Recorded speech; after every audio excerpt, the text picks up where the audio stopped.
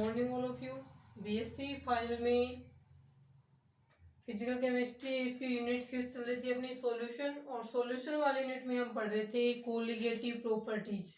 Solution की वे properties जो solution में प्रेजेंट जो मॉलिक्यूल्स या पार्टिकल्स होते हैं उनकी संख्या पे डिपेंड करती है, ना कि उनकी नेचर या प्रकृति पे। उन्हें हम क्या बोल रहे थे, सॉल्यूशन की कोलिगेटिव प्रॉपर्टीज या अणुसंख्यिक गुणधर्म है वो उनको हम कह रहे थे। 4 कोलिगेटिव प्रॉपर्टीज या अणुसंख्यिक गुणधर्म बताए थे आपको।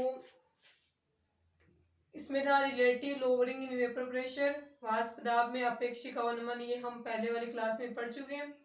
सेकंड था इसमें elevation in boiling point, third रहेगा डिप्रेशन इन फ्रीजिंग पॉइंट, हिमांक में अवनमन, और फोर्थ रहेगा ऑस्मोटिक प्रेशर। उसमें हम जो सेकंड है क्वथनांक में उन्नयन, इलेवेशन इन बॉइलिंग पॉइंट, ये हम करेंगे आज की क्लास में। सेकंड कोलिगेटिव प्रॉपर्टीज है ये। तो सबसे पहले तो इसमें आता है कि बॉइलिंग पॉइंट क्या होता है।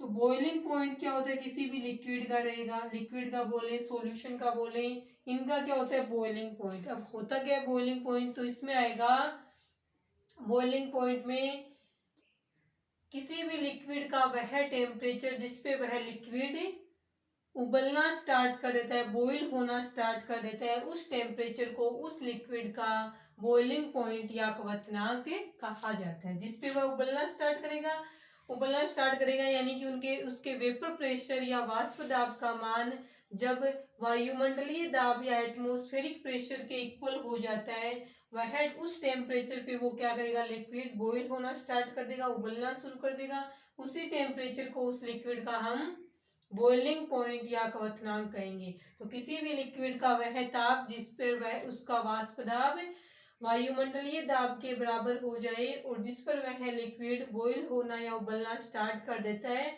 उस टेम्परेचर को हम उस लिक्विड का बॉइलिंग पॉइंट कहेंगे। आगे समझ में बॉइलिंग पॉइंट क्या रहेगा। अब इसमें उन्नयन का मतलब होता है बढ़ना, इंक्रीज हो जाता है। कब होएगा, देखिए इसके अंदर जब किसी भी सॉल्वेंट में, प्योर सॉल्वेंट में जब हम क्या मिलाएंगे, बाहर से सोल्यूट मिलाएंगे, और सोल्यूट कैसा होना चाहिए, इसमें नॉन वोलाटाइल होना चाहिए, अवाष्पशील विलेय होना चाहिए। तो जब किसी भी विलायक में हम अवाष्पशील विलेय मिलाते हैं तो मान लीजिए अपना क्या बन गया, सॉल्यूशन बन गया। एक तो होता है प्योर सॉल्वेंट का बॉइलिंग पॉइंट, और एक इसमें हम क्या मिला देंगे, नॉन वोलाटाइल सोल्यूट मिला देंगे। तो ये सोल्यूट मिलाने के बाद में जो सॉल्यूशन बनेगा, इस सॉल्यूशन का बॉइलिंग पॉइंट है वो क्या हो जाएगा, ये बोल रहे हैं कि बॉइलिंग पॉइंट बढ़ जाएगा, इंक्रीज हो रहा है ना। इलेवेशन का, उन्नयन का मतलब होता है बढ़ना। तो ये सॉल्यूशन का बॉइलिंग पॉइंट इंक्रीज हो जाएगा। क्यों, क्योंकि नॉन वोलाटाइल सोल्यूट मिलाने पर किसी सॉल्वेंट में उसका वेपर प्रेशर क्या हो जाता है, कम हो जाता है। तो उसका वेपर प्रेशर हमें कितना करना है, बाहर के एटमॉस्फेरिक प्रेशर के जितना करना है, वही तो उस सॉल्यूशन का क्या रहेगा, बॉइलिंग पॉइंट रहेगा। तो नॉन वोलाटाइल जो सोल्यूट जब हमने इस सॉल्वेंट में मिला दिया, तो जो सॉल्यूशन बना है इसका वेपर प्रेशर क्या हो गया, कम हो गया। और इस सॉल्यूशन का बॉइलिंग पॉइंट प्राप्त करने के लिए हम क्या करेंगे कि इसके वेपर प्रेशर कितना होना चाहिए, वेपर प्रेशर इसका एटमॉस्फेरिक प्रेशर के इक्वल होना चाहिए। वो टेम्परेचर क्या कहलाएगा, इसका बॉइलिंग पॉइंट कहलाएगा। अब इसके वेपर प्रेशर कम क्यों होता है, ये हमने पीछे वाले वीडियो में पढ़ लिया था।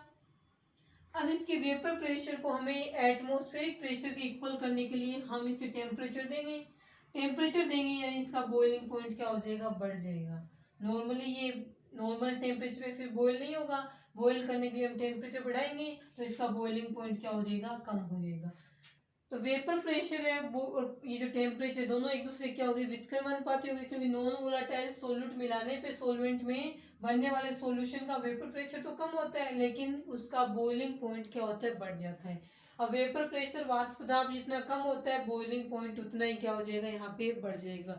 तो हम ये कह सकते हैं यहाँ पे कि किसी भी सॉल्वेंट में, प्योर सॉल्वेंट में जब नॉन वोलाटाइल सोल्यूट मिलाते हैं तो उस सॉल्यूशन के वेपर प्रेशर में जितना भी क्या होता है, कमी होती है, उसमें रिलेटिव लोअरिंग होती है। जो रिलेटिव लोअरिंग होती है वो बॉइलिंग पॉइंट में होने वाला जो इलेवेशन है कि बॉइलिंग पॉइंट इस सॉल्यूशन का सॉल्वेंट के कंपैरिजन में कितना बढ़ गया, तो वो कहलाएगा इलेवेशन इन बॉइलिंग पॉइंट। तो बॉइलिंग पॉइंट में जो इलेवेशन है वो वेपर प्रेशर में रिलेटिव लोअरिंग के क्या रहेगा, इक्वल रहेगा।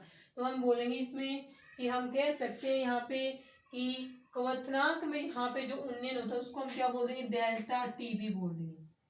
डेल्टा टीबी का मतलब क्या है कि डिफरेंस किसका, टेम्परेचर का, किसके बॉइलिंग पॉइंट का डिफरेंस है, बॉइलिंग टेम्परेचर का डिफरेंस है। तो हम कहेंगे कि प्योर सॉल्वेंट और सॉल्यूशन के बॉइलिंग पॉइंट के डिफरेंस को हम किससे बोलेंगे, यहाँ पे क्वथनांक उन्नयन से बोलेंगे। कितना क्वथनांक बड़ा है तो इन दोनों के बॉइलिंग पॉइंट का जो डिफरेंस आएगा उतना क्या किसके इक्वल होगा, डेल्टा टीबी। और ये किसके इक्वल होगा, वेपर प्रेशर में होने वाली रिलेटिव लोअरिंग के क्या रहेगा, इक्वल रहेगा। क्योंकि बनने वाले सॉल्यूशन की वेपर प्रेशर में जितनी कमी होती है उतना ही इसका बॉइलिंग पॉइंट क्या हो जाएगा, बढ़ जाएगा।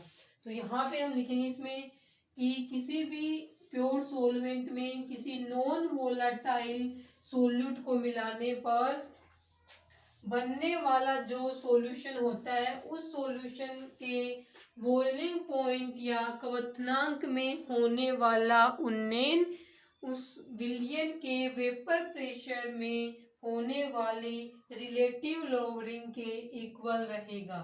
तो ये जो स्टेटमेंट हमने बोला है इसको जब हम एक्सप्रेस करेंगे तो किसके रूप में रहेगा, delta T B is equal to delta P upon में पी नोट। ठीक है, ये रहेगी अपनी इक्वेशन नंबर फर्स्ट। ये हम कह सकते हैं यहाँ पे कि क्वथनांक में होने वाला उन्नयन है वो समानुपाती रहेगा किसके, वेपर प्रेशर की रिलेटिव लोअरिंग, वाष्प दाब में अपेक्षिक अवनमन। कि वाष्प दाब में अवनमन तो होता है डेल्टा पी, अपेक्षिक अवनमन किसके सापेक्ष, सोल्यूट, प्योर सोलवेंट का क्या हो जाएगा, पी नोट, इसके इक्वल रहेगा। अब यहाँ पे हम लिखेंगे वी नो दैट, हम जानते हैं कि पीछे पढ़ के आए हम कि वेपर प्रेशर में relative lowering del P upon में पी नोट, जिसे हम इस प्रकार से लिख सकते हैं पी नोट माइनस में पी एस, क्योंकि डेल पी इसके इक्वल तो था प्योर सॉल्वेंट का वेपर प्रेशर माइनस में सॉल्यूशन का वेपर प्रेशर, इसके रिलेटिव में प्योर सॉल्वेंट के रिलेटिव में। तो P naught minus P S upon में पी नोट इक्वल किसके था, इसके। इसको इस प्रकार से लिख सकते हैं, ये क्या है, relative lowering in vapour pressure, वाष्प दाब में अपेक्षिक अवनमन किसके इक्वल होता है ये। तो यहाँ पे हम लिखेंगे कि ये सोल्यूट या विले की मोल भिन्न के इक्वल होता है। समीकरण नंबर 2 फ्रॉम इक्वेशन 1 एंड 2 से क्या लिखेंगे, जब ये इसके इक्वल है ये इसके इक्वल है तो ये दोनों आपस में क्या रहेंगे, इक्वल रहेंगे। तो यहाँ पे हम लिख देंगे फ्रॉम इक्वेशन 1 एंड 2। समीकरण नंबर 1 और 2 से क्या आ जाएगा यहाँ पे कि डेल्टा टी बी है वो किसके समानुपाती आ जाएगा, विलय की मोल भिन्न के क्या आ गया, ये समानुपाती आ जाएगा। अब हम इसमें समानुपाती के साइन को हटाएंगे, समानुपाती के साइन को हटाएंगे तो यहाँ पे हम क्या लगा देंगे, ए लगा देंगे। ए यहाँ पे कोई भी क्या आ जाएगा, कांस्टेंट आ जाएगा। याद रखना कि ये x1 क्या है इसमें, तो x1 यहाँ पे हम लिख देंगे mole fraction of solute, mole fraction of solute, यानी कि विलय का मोल भिन्न हो जाएगा ये। अब देखिए समानुपाती के साइन को हटाने के लिए हम क्या करेंगे, T B is equal to A x1, A समानुपाती साइन को हटाने के लिए लगा दिया, इसको हम प्रोपोर्शनलिटी कांस्टेंट बोल देंगे। ये आ जाएगा अपना समीकरण नंबर 4। अपने को पता है मोल भिन्न है सोल्यूट का, x1 है वो किसके इक्वल होता है, तो हम लिखेंगे इसको, ये भी हम जानते हैं कि मोल फ्रैक्शन ऑफ सोल्यूट यानी मोल फ्रैक्शन ऑफ सोल्यूट इसके इक्वल रहेगा, ये x1 इज इक्वल टू किसके इक्वल रहेगा, विलय के मोल अपॉन में पूरे सॉल्यूशन के मोल। अब देखिए mole fraction of solute x1 किसके इक्वल रहेगा, तो सोल्यूट के मोल स्मॉल एन से लिखेंगे और पूरे सॉल्यूशन के मोल हम स्मॉल एन प्लस एन से लिखेंगे। तो इस इक्वेशन में हम x1 की जगह भी रख सकते तो क्या बनेगा, delta T B is equal to A N upon में स्मॉल एन प्लस में कैपिटल एन, बन गई समीकरण नंबर 5। अब हमें ये देखना है कि वेरी डाइल्यूट सॉल्यूशन के लिए जो बहुत ज्यादा क्या होते हैं, तनु विलयन होते हैं। तो डाइल्यूट सॉल्यूशन के लिए क्या आते हैं, तो यहाँ पे हम लिखेंगे फॉर वेरी डाइल्यूट सॉल्यूशन, अत्यधिक तनु विलयनों के लिए क्या होगा कि विलय की मोलों की संख्या विलायक के मोलों की तुलना में बहुत कम होते हैं। इस कारण से small n plus capital N लगभग इक्वल होता है किसके, कैपिटल एन के। तो समीकरण नंबर 5 में एन अपॉन में स्मॉल एन प्लस एन, तो नीचे वाले एन प्लस कैपिटल एन की जगह हम क्या लिख सकते हैं, कैपिटल एन लिख सकते हैं। तो इससे समीकरण नंबर में आ जाएगा change delta T B is equal to A small n upon में कैपिटल एन, ये आ गया। अब अपने को पता है कि विलय के मोल अपॉन में ये होते क्या है, तो यहाँ पे हम समीकरण को क्या लिखेंगे, समीकरण नंबर 6 विलय के मोल क्या है, तो विलय के मोल यहाँ पे लिखेंगे W1 अपॉन में M1, विलय की ग्राम में मात्रा वेट इन ग्राम अपॉन में मोलर मास, तो विलय की ग्राम में मात्रा अपॉन में विलय का मोलर मास। इसी प्रकार से सोलवेंट वालों को हम लिखेंगे कि सोलवेंट का वेट इन ग्राम अपॉन में सोलवेंट का मोलर मास, लिख दिया।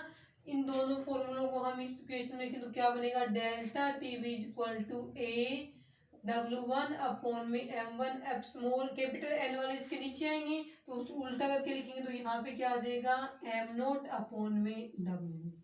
आगे समीकरण नंबर 7 में अब अपने को पता है कि ये W1 क्या है, विलय की ग्राम में मात्रा, M1 क्या है, विलय का मोलर मास, W नोट क्या है, विलायक के ग्राम में मात्रा सॉल्यूशन में, और एम नोट क्या है, विलायक का मोलर मास है। अब अपने को पता है चूंकि किसी भी सॉल्वेंट का जो मोलिकुलर मास होता है वो क्या होता है, हमेशा कांस्टेंट होता है, पहले से पता होता है कांस्टेंट रहेगा जो विलायक लिया है उसका, क्योंकि वेट इन ग्राम, ग्राम में मात्रा है वो चेंज कर सकते हैं हम सॉल्यूशन में, लेकिन उसका मोलिकुलर मास है वो फिक्स होता है हमेशा, तो हम लिखेंगे molecular mass of solvent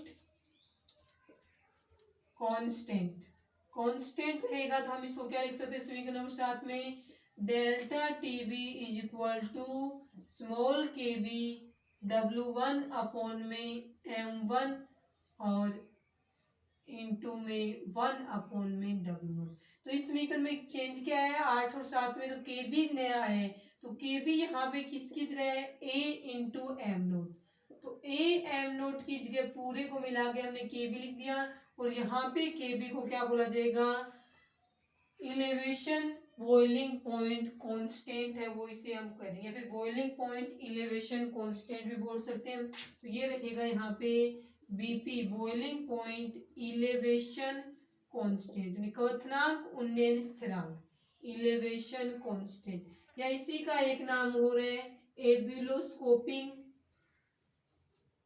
स्कोपिक constant, इस नाम से भी इसे हम जान सकते हैं। हो गया ये पूरा।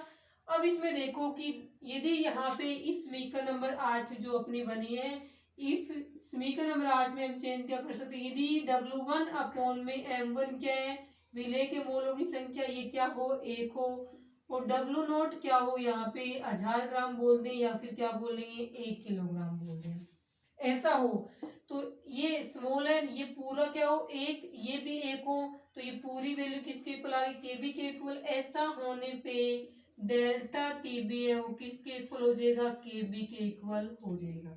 समीकरण नंबर बन गई 9।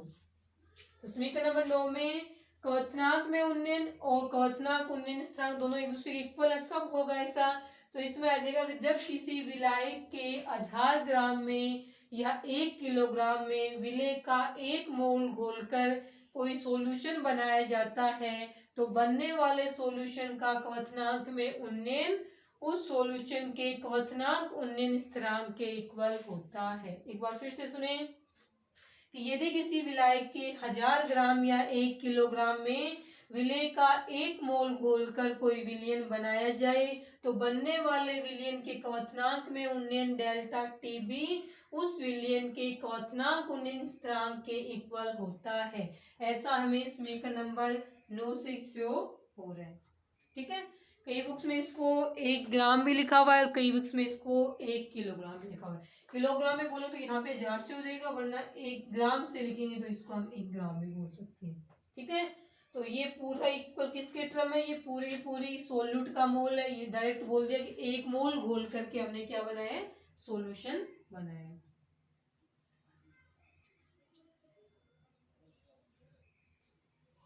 इसी को यदि हम ये लिखें कि हमें क्या करना है, 1000 ग्राम विलायक में, ये तो हमें 1 ग्राम में मिला रहे हैं, 1000 ग्राम वाले की इक्वेशन और लिख लेते हैं। उसके लिए देखो क्या होगा, यदि हम यहाँ पे 1 ग्राम नहीं लेकर के विलायक का 1000 ग्राम ले रहे हैं, 1000 ग्राम ले रहे हैं, तो 1000 ग्राम यहाँ पे इंटू में आएगा, तब ये क्या बनेगा, देखो delta TB is equal to capital KB, ये स्मॉल KB है, ये कैपिटल KB है, W1 अपॉन में M1 इंटू में 1 अपॉन में W0 इंटू में 1000। जब 1000 ग्राम लेंगे तो इसको हम 1000 से क्या करेंगे, मल्टीप्लाई कर देंगे। ठीक है, यानी इस बार हमने विलायक का क्या लिया है, 1000 ग्राम लिया है, और उसमें विलेय का 1 मोल लेंगे, यानी कि विलायक के 1000 ग्राम में विलेय का 1 मोल लेकर के 1 मोलरिटी का विलयन बनाते हैं। तो उस विलयन के क्वथनांक में उन्नयन है डेल्टा TB, वो इसके इक्वल होगा। अब ये KB और ये KB अलग अलग है, क्योंकि ये क्या है, स्मॉल KB है, और ये वाला क्या है, यहाँ पे कैपिटल KB है। ऐसे कंडीशन कब आएगी, जब हमें विलायक का 1000 ग्राम लेंगे। तो यहाँ पे हमने KB लिखा है, किसके इक्वल होता है, देखिए तो यहाँ पे आएगा कैपिटल KB इक्वल होता है किसके, स्मॉल KB अपॉन में 1000 के। तो KB किसके इक्वल हुआ, स्मॉल KB, तो 1000 यहाँ आ जाएगा, तो इसको हम बोलेंगे KB, कैपिटल KB इंटू में 1000। तो इस इक्वेशन में स्मॉल KB की जगह हम क्या लिखेंगे, कैपिटल KB 1000, तो कैपिटल KB यहाँ लिख दिया, 1000 यहाँ लिख दिया, इससे आएगा ये।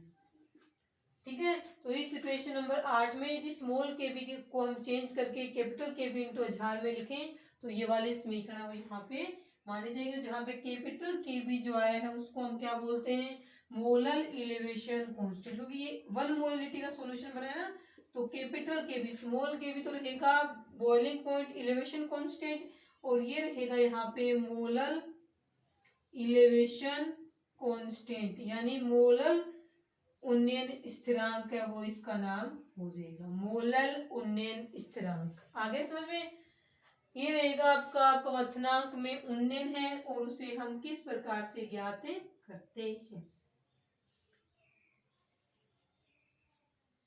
अब ये जो थर्मोडायनेमिक्स है ना, थर्मोडायनेमिक्स के बेस पे हम मोलर इलेवेशन कांस्टेंट को ज्ञात कर सकते हैं। तो मोलर इलेवेशन कांस्टेंट वैसे ज्ञात नहीं होता, किसके बेस पे ज्ञात होगा, ये ज्ञात होगा थर्मोडायनेमिक्स। तो यहाँ पे हम लिखेंगे अकॉर्डिंग टू थर्मोडायनेमिक्स। तो थर्मोडायनेमिक्स के अनुसार जो मोलर इलेवेशन कांस्टेंट होता है कैपिटल KB, इसे ज्ञात करेंगे हम RT0 अपॉन में डेल HV इंटू में 1000। इस इक्वेशन की हेल्प से हम क्या ज्ञात करेंगे,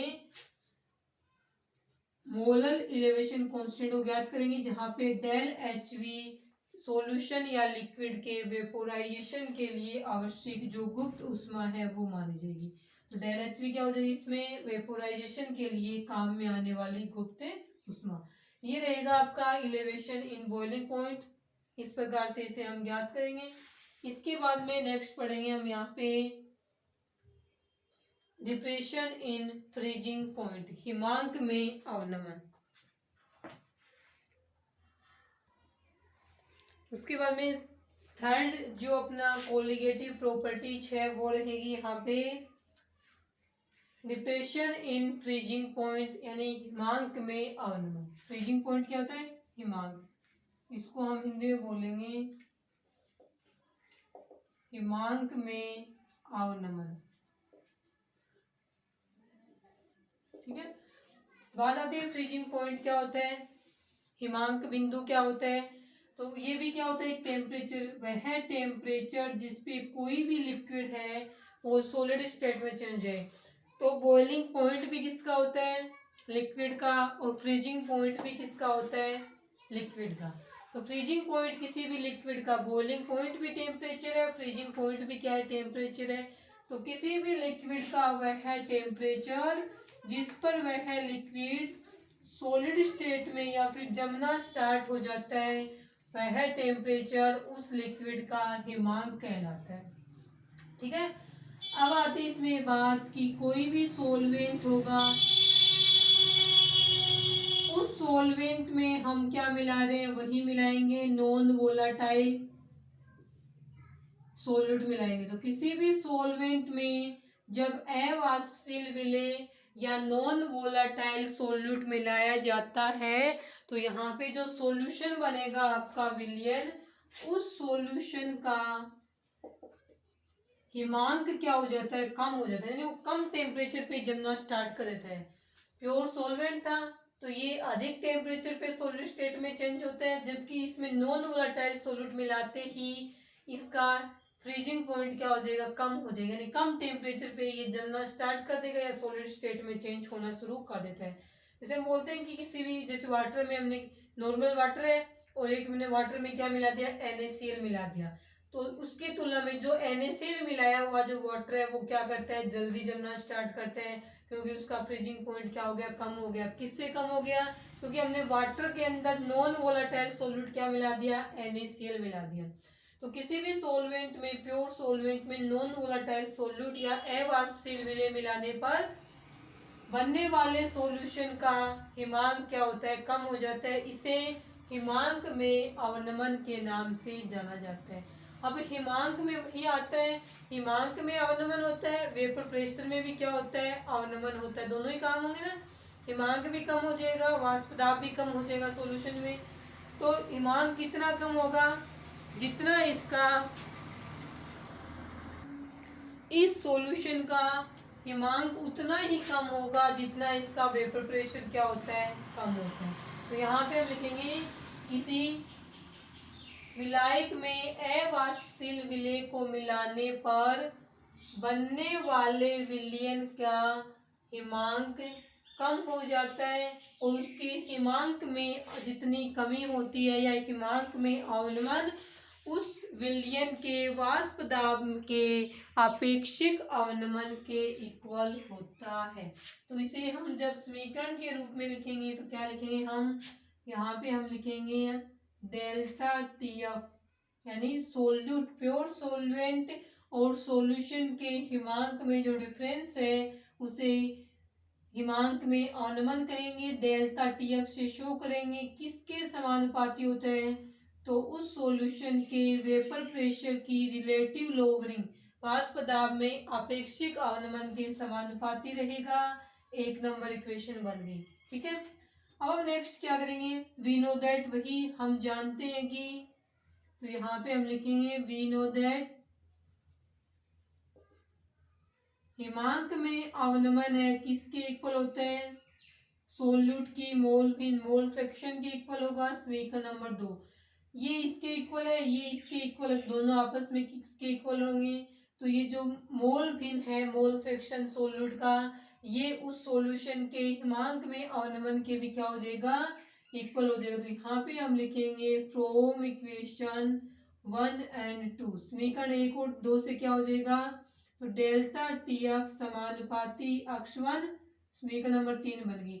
अब इसमें समानुपाती के साइन को हटाएंगे तो यहाँ पे क्या लगेगा, कोई कांस्टेंट लिखेगा, उस कांस्टेंट को हमने लिख दिया A अक्ष1 से। समीकरण नंबर 4, अब अपने को पता है कि ये अक्ष1 क्या है, यहाँ पे हम लिखेंगे कि मोल फ्रैक्शन ऑफ सोल्यूट, विलय की मोल भिन्न है, ये किसके इक्वल होती है, विलय के मोल अपॉन में विलय प्लस विलायक के मोल, ये हो जाएगा। अब हम बोल देंगे कि हमें किसके लिए ज्ञात करना है, ये फॉर वेरी डाइल्यूट सॉल्यूशन, अत्यधिक तनु विलयनों के लिए क्या होगा कि विलय के मोलों की संख्या विलायक के मोलों की तुलना में कम होगी।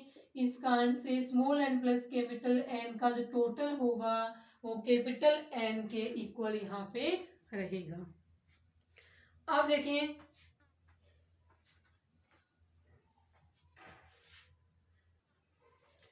ठीक है, ये आ गया। अब हम क्या करेंगे, यहाँ पे वेरी डायरेक्ट सॉल्यूशन है तो स्मॉल n प्लस में कैपिटल N लिख देंगे, यानी मोल फ्रैक्शन किसके इक्वल हो गया, स्मॉल n अपॉन में capital N, for very dilute solution.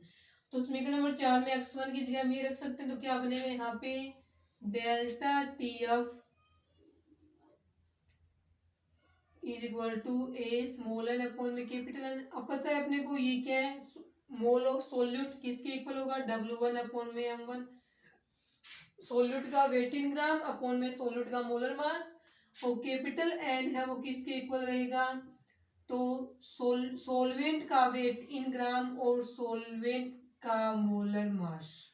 इस समीकरण में रखेंगे, समीकरण नंबर 5 बन गई अपनी। तो डेल्टा टी एफ समानुपाती ए W1 अपॉन में M1, ये इसके नीचे आएंगे तो हम इसको ऊपर लिखेंगे तो ये उल्टे लिखे जाएंगे। हो गया समीकरण नंबर 6। वही आएगा कि सोलवेंट का जो मोलिकुलर मास है एम नोट, वो क्या होता है, प्रत्येक सोलवेंट के लिए फिक्स रहेगा, तो उसे हम कांस्टेंट मानेंगे। तो इस समीकरण को हम इस प्रकार से भी लिख सकते हैं, स्मॉल के एफ W1 अपॉन में M1 इंटू 1 अपॉन में W नोट। लिख दिया। एम नोट है सोलवेंट का मोलिकुलर मास है, तो एम नोट और ए को एक साथ में लिखा है हमने, ए डॉट एम नोट किसके इक्वल लिखा है, यहाँ पे स्मॉल के एफ के इक्वल लिखा है। तब यहाँ पे हम इसको क्या बोल देंगे, डिप्रेशन फ्रीजिंग पॉइंट कांस्टेंट, या इसको लिख देंगे हम फ्रीजिंग पॉइंट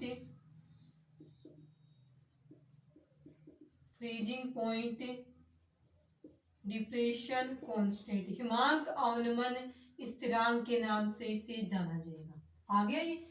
अब अपने को पता है इस समीकरण में क्या करें हम, यदि W1 अपॉन में M1 equal to small n equal to 1 mole ले लिया किसका, सोल्यूट का, और W नोट ले लिया हमने 1 ग्राम, कि 1 ग्राम विलायक में जब विलेय का 1 मोल मिलाया जाता है तो ये 1 है, ये पूरा 1 है, तो ये दोनों एक दूसरे क्या होगी, इक्वल होगी, क्योंकि 1 को इससे गुणा करेंगे यही आएगा। तो delta T F is equal to क्या आ गया, के एफ आ गया। तो ये आ गई समीकरण नंबर 8। तो हम समीकरण नंबर 8 से क्या कह सकते हैं कि जब विलायक के 1 ग्राम में विलेय का 1 मोल मिलाया जाता है तो बनने वाले विलयन का क्वथनांक में बनने वाले विलयन का हिमांक में अवनमन उस विलयन के हिमांक अवनमन स्थिरांक के इक्वल हुआ। ये हिमांक में अवनमन है, ये हिमांक अवनमन स्थिरांक है, दोनों इक्वल हैं। कब, जब सोलवेंट के 1 ग्राम में सोल्यूट का 1 मोल मिलाया जाता है। ये आ गया। अब अपने को पता है यहाँ पे नेक्स्ट क्या हो सकता है, और यदि हम सोलवेंट है उसका 1 ग्राम नहीं लेके क्या ले, 1000 ग्राम, तो अपने को पता है इस समीकरण में क्या होगा कि small K B is equal to में क्या होता है, सॉरी कैपिटल के बी इज इक्वल टू क्या होता है, स्मॉल के बी, सॉरी के एफ चल रही है यहाँ पे, फ्रीजिंग पॉइंट है, अपॉन में 1000। हमें क्या करना है, स्मॉल के एफ की जगह चेंज करनी है, तो इसके इक्वल क्या हो जाएगा, ये 1000 यहाँ पे जाएगा, तो कैपिटल के एफ, ये ध्यान में रखना, कैपिटल और स्मॉल बना, कैपिटल के एफ इंटू में, अच्छा तो समीकरण नंबर 7 में के एफ है, इसकी जगह हम इसे चेंज करें तो क्या करेंगे, कैपिटल के एफ इंटू 1000 लिख देंगे, तो ये क्या बनेगा, delta T F is equal to capital K F और इंटू में W1 अपॉन में M1 इंटू में 1 अपॉन में W नोट इंटू में, अच्छा समीकरण नंबर 9 यहाँ पे। अब समीकरण नंबर 9 में जो यहाँ पे कैपिटल के एफ आया है वो क्या होगा, तो इसको हम बोलेंगे मोलल डिप्रेशन कांस्टेंट, यानी मोलल अवनमन स्थिरांक। वो तो क्या था, के बी तो क्या था, कैपिटल के बी मोलल उन्नयन स्थिरांक था, और ये क्या रहेगा यहाँ पे, इसको हम यहाँ पे बोलेंगे मोलल अवनमन स्थिरांक कहेंगे। और अकॉर्डिंग टू थर्मोडायनेमिक्स यानी ऊष्मागतिकी के अनुसार हमें जब इसकी वैल्यू ज्ञात करनी हो मोलर डिप्रेशन कांस्टेंट की, इक्वेशन क्या रहेगी, K F is equal to R T naught की स्क्वायर अपॉन में डेल एच एफ इंटू में आधार, जहाँ पे डेल एच एफ रहेगा कि सॉल्यूशन के या फिर कोई भी सॉलिड होगा उसके फ्यूजन या गलन की क्या बोलेंगे इसको, फ्यूजन की गुप्त उष्मा है वो डेल एच एफ की जगह रहेगी। तो थर्मोडायनेमिक्स ऊष्मागतिकी के हम मोलर डिप्रेशन कांस्टेंट को इस समीकरण की हेल्प से ज्ञात कर सकते हैं। ठीक है, तो ये रहेंगे आपके 2 कोलिगेटिव प्रॉपर्टीज हो गई आज। एक तो होगी क्वथनांक में उन्नयन, एक होगी हिमांक में अवनमन। सेम है, सिर्फ के एफ डेल्टा टी बी की जगह डेल्टा टी एफ करना है।